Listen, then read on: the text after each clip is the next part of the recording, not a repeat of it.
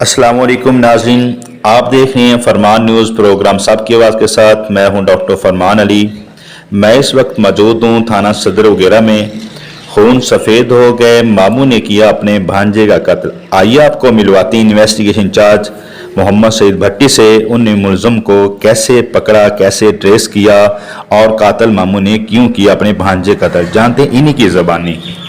गुज़श्ता रोज़ अगवा होने वाले बच्चे को जो कत्ल किया गया उसका सुराग पंजाब पुलिस ने लगा दी। इस वक्त हम मौजूद है थाना बंगलो वगैरह में।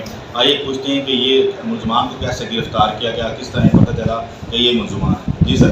अस्सलाम वालेकुम, मेरा नाम सईद भट्टी है, सब इंस्पेक्टर इंचार्ज इन्वेस्टिगेशन और थाना बंगलो में। ये पिछले दिनों मौका 17 तारीख को हमें एक एप्लीकेशन मौसूल हुई है जिसमें एक बालक फलक शेर ने अपने बेटे माद अली के अगवा की एप्लीकेशन दी। तो उसका बच्चा अगवा हो गया, मिल नहीं रहा। हमने फौरी तौर पे, जैसे हमारे आईजी साहब का विजन है, फौरी तौर पर उस पर एफआईआर दर्ज की, उस पर तफ्तीश शुरू कर दी। उसके 2 दिन बाद मौका 19/9/23 को हमें इतला मिली एक डेड बॉडी जो है ना फार्म बादर नगर वहाँ पे फसल कबाद के अंदर पड़ी है। हम फौरी तौर पर मौके पर पहुँचे तो पता चला कि ये डेड बॉडी जो है ना वो जो 2 दिन पहले हमारे पास मुकदमा दर्ज हुआ है 841/23 उसी का जो मकदी है उसकी डेड बॉडी है। हमने फौरी तौर पर वहाँ पे पीएफएस से टीमें बुलाई, जो हमारी लीगल प्रोसीडिंग्स होती हैं वो सारी मुकम्मल की और उसके बाद लाश की पोस्टमार्टम करवाने के बाद तदफीन करवा दी गई। अब ये हमारे लिए बड़ा चैलेंजिंग टास्क था कि ये जो मरने वाला है, मुतवफ़ी जो है, मकतूल जो है, उसकी किसी के साथ कोई ना रंजिश थी, ना कोई अदावत थी, ना कोई इस हद तक किसी के साथ उसकी दुश्मनी थी कि उसको कोई कत्ल कर देता। गरीब आदमी थे, मजदूरी करने वाले थे। तो हमारे जनाब आरपीओ साहब ने, डीपीओ साहब ने इसका नोटिस लिया। हमारे डीएसपी साहब जो है राना अजमल सईद साहब, वो फिज़िकली हमारे साथ रहे इस काविश में सारी में। हमने अपने तौर पर सीडीआर मकतूल का लिया। तो उसके बाद दीगर जो हमारे तफ्तीश के मामलात होते हैं उनको जो है ना बरोए कार लाते हुए एट द एंड हमने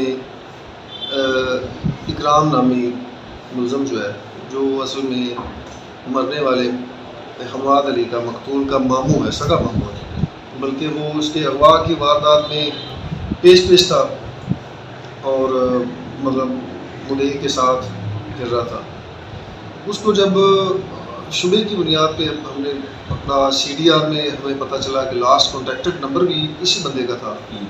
जब उसको इंटरोगेट किया गया तो पता चला, उसने सारी बात बता दी कि उसने इसको इस वजह से कत्ल किया है कि उसकी बीवी के साथ इसके कोई नाजायज़ मरासम थे और उसने उनको किसी हालत गैर में देख लिया था, लेकिन उसने किसी को जिक्र तक नहीं किया उसका, ना किसी को बताया, ना किसी बरादरी में शिकायत की उसकी। वो कहता है मैं 6 महीने से इस बात को अपने दिल में लेके फिर रहा था। 6 महीना मैं अपने तौर पे इसकी प्लानिंग करता रहा हूँ, दोस्तों के साथ करता रहा हूँ। पहले एट द एंड ये जो वकूए की रात है, उस रात उन्होंने अपने 2 दीगर साथियों, जिनमें एक का नाम फराज उर्फ नोनी है, एक अब्दस्तार है, उनके साथ मिलके उन्होंने ये सारा वारदात की। उसको लेके गए, लड़की का झांसा दिया कि लड़की कोई आ रही है, उसको मिलने के लिए जाना है। सुनसान जगह पे जाके जहाँ से उसकी डेड बॉडी मिली है वहाँ पे ले जाके कटर जो है ना, कटर के साथ जो ये पेपर कटर होता है, वो वाला कतर हमारे पास बरामद हो गया है। उससे उसका गला काट दिया। उसको पहले जहर वाली, ये गंदम में डालने वाली गोलियाँ खिलाई गई हैं। जब उसकी हालत गैर हुई है तो उसको उसका गला काट दिया। अल्हम्दुलिल्लाह तीनों मुलजमान हमने उनको अरेस्ट कर लिया है, हमारे पास फिजिकल रिमांड पे हैं। मज़ीद भी उनसे इस मुकदमे के मतलब जो भी इंटेरोगेशन है वो भी अभी चल रही है। बहुत शुक्रिया सर। थाना वगैरह में मौजूद हूँ। यहाँ पे गुज़श्ता रोज़ एक अगवा होने वाले बच्चे का जो कत्ल हुआ, अंधा कत्ल, उसको पुलिस ने किस तरह ट्रेस किया और मुलजमान इसको किस तरह कत्ल किया, इस वक्त हमारे पास मौजूद हैं मुलजमान और उनसे हम पूछते हैं कि ये सारा वाक़या किस तरह पेश आया। अस्सलाम वालेकुम। अस्सलाम वालेकुम जी। सर, क्या नाम है आपका? मोहम्मद इकराम जी। मोहम्मद इकराम, ये जो आपने आप पे इल्ज़ाम है कि आपने अपने भांजे को कत्ल किया और उस कत्ल करने के पीछे वजह क्या थी? वो मेरी बेगम के साथ था साहब जी, मैंने देख लिया था। क्या आपने देख लिया था? मैंने उन दोनों को ना इकट्ठे देख लिया था साहब। तो मैंने फिर ये सोच लिया। क्या आपने सोचा, आपको इकट्ठा आपने क्या देखा, क्या किया आपके भांजे ने? उसकी उम्र भी सुनने में आ रही 14-15 साल थी, जिसको आपने बड़े जुल्म उसके ऊपर गला काट के उसके ऊपर बड़ा जुल्म करके उसको कत्ल किया। उन दोनों को साहब जी मैंने नंगा देख लिया था। तो नंगा देखने के बाद आपने कत्ल कर दिया? जी साहब जी। तो इसके अलावा और कोई रास्ता नहीं था? साहब जी पता ही नहीं लग गया मुड़ के साहब जी। तो आपने ये कत्ल किस तरह किया? साहब जी फरनैल दियां कनक वालियां गोलियां लियांदियां पहले साहब जी, मुड़ के कटर लियांदा है जी, बोतल लियांदी है जी, उनदे विच पा के बोतल दे ते उन्हें पिया दित्तियां गईयां जी। कटर आपने कहाँ से ली? शॉप से लिया था? यंगपुर शॉप है साहब जी, उत्थों लिया सी जी। तो जो फरनैल की गोली जो आपने उसको पिलाई हैं, जिसकी वजह से आपने उसको बेहोश किया है, वो फरनैल की गोलियां आपके पास पहले मौजूद थी या किसी दोस्त ने आपको दी? ये भाई ने दी है, नोनी भाई ने। तो कैसे कत्ल किया, किस तरह आपने उसको बच्चे को बुलाया, बुलाने के बाद उसको कत्ल किया? उसको कहा था साहब जी भी वो लड़की सदी है तो आ जाओ। फिर उसने मुझे कॉल की भी मामू कित्थे हो, मैं क्या मैं आ रहा मैं इत्थे ही हाँ। कहता चल ठीक है मम्मी आ रहा वा, तो कहता मैं मसीत के कोले आ गया तो उत्थे मैं पहुँच जाना वा। मैं क्या ठीक है आ जा, मुंडा आ जाता तैनूं लै जांदा वा। फिर अस्तार भाई गए मोटरसाइकिल ते बहा के ते लै गए जी। तो फिर असीं अगां पक्की सड़क ते जाके चारे इकट्ठे मौजूद हो गए जी।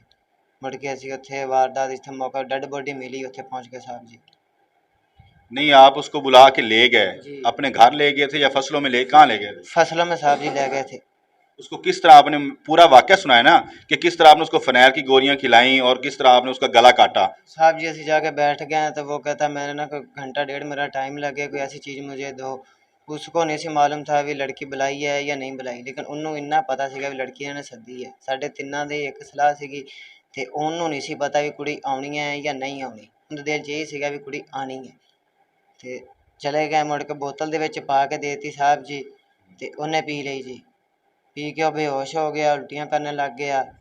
तो मुड़ के उत्थों चक के ते कमान दे विच लै गए साहब जी। उत्थे जाके गले ते छुरी फेरती साहब जी। गले पे छुरी किसने चलाई थी? साहब जी मैंने। तो ये जो दोस्त आपके साथ आपके खड़े, इन्होंने क्या किया है? ये जदों अंदर असीं लै के गए कमान में, ये भज गया सीगा ते ए भाई कोल मेरे खड़ा था। अच्छा, इसके अलावा और कोई हाल नहीं था कि एक बंदा आपकी बीवी के साथ ज्यादती कर रहा है, या कोई आप उसकी बहन को कहते, अपनी बहन को कहते, या किसी को कहते उसको मारते पीटते, टांग तोड़ देते, सर फोड़ देते? क्या इसका यही मतलब था कि अगर आपने उसके ज्यादती आपकी बीवी के साथ की, उसको कत्ल कर दें? साहब जी काम असीं इकट्ठे करदे सीगे, उत्थे मेरे नाल भांजा मेरा लड़ पिया, मैनूं गालां गूलां कड्ढियां, मेरा गिरेबां पकड़िया ते मैं जाके अपनी भैन नूं बहनोई नूं दस्सिया कि मेरे ने इस तरह कीती है। मेरी भैन ने अपने पुत्तर नूं कहण दे बजाए मेरे चंडा मारियां, मैनूं घर घला दित्ता। मैं चुप कर गया, मैं कोई गल नहीं कीती साहब जी। आपने अपनी बीवी के साथ किस तरीक को देखा था, कितने दिन पहले? तकरीबन कोई 6 महीने बाद है साहब जी, पहले देखा था। 6 महीने पहले देखा आपने? प्लानिंग उसको मारने की 6 महीने के बाद की है? हाँ जी। आपके साथ प्लानिंग करने में कौन बंदा शामिल है? हम तीनों ही थे साहब जी। नहीं, आप तो कह रहे थे कि इनको जो मैंने कॉल की अचानक उसको बुलाया, इनको तो पता ही नहीं है। उसने मुझे कॉल की थी साहब जी, हमाद रजा ने।